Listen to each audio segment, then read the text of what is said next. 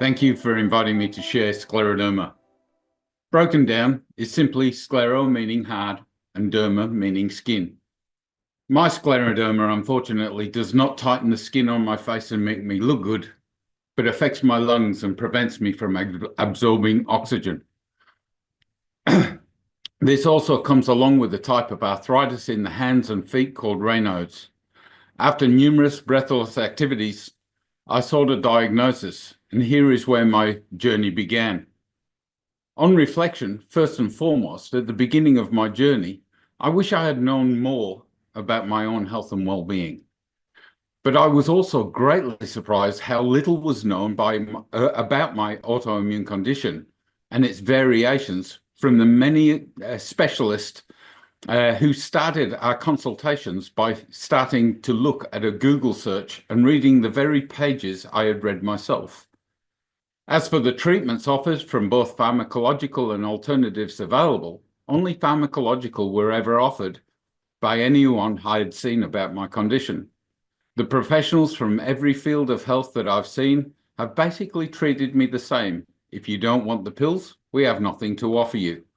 End of conversation. But being someone who has had issues with pharmaceuticals in the past, having had an anaphylactic reaction to morphine, as well as an adverse reaction to another drug that took me into a serious mental health episode, it's been disappointing not to be able to talk to people in the medical profession about other options. I was blessed, however, to meet a couple of doctors from the USA in Africa, and from that encounter, they filled me in on a lot of the gaps and questions my wife and I had. We also met a holidaying specialist from the UK, scientist, from the UK, who happened to be researching scleroderma. How impressed was I? I have read multitudes of papers and websites. I have trialed this supplement and that, investigating my own diet, eliminating the poisons that are apparently allowed in our food, a slippery slope I'm still working through. I've investigated exercise programs and oxygen therapy, along with a multitude. I've just got to breathe. Along with a multitude of beneficial and not so beneficial treatments. But the point is, I've had to do this mostly on my own. For a quick example, just yesterday, I was introduced to pulmonary rehabilitation programs through a peer group leader program I attend. Not once has this been offered in any of my visits to doctors or specialists over the past 5 or so years. I did say mostly on my own, as it has been my physical journey. However, I haven't walked this way totally on my own. I've been supported and encouraged by 2 great communities that are fighting their own fight with conditions and diagnosis. They are the ones that have given me hope for a brighter tomorrow.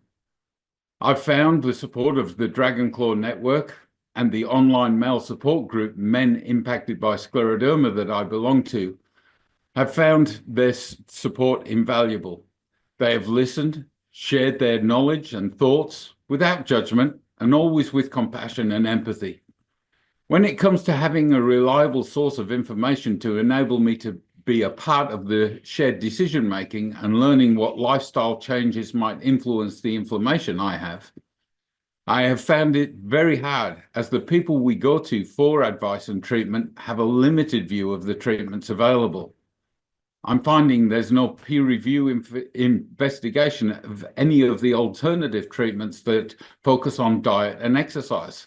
And I believe that that is of concern, as diet and exercise is the preventative catch cry for every disease and condition promoted by their respective peak bodies. And yet, other than 1 or 2 of these organizations list diet and exercise as part of the cure and treatment options. My question is, why is this only ever brought up in support groups and not in the doctor's rooms? I thank you all for listening.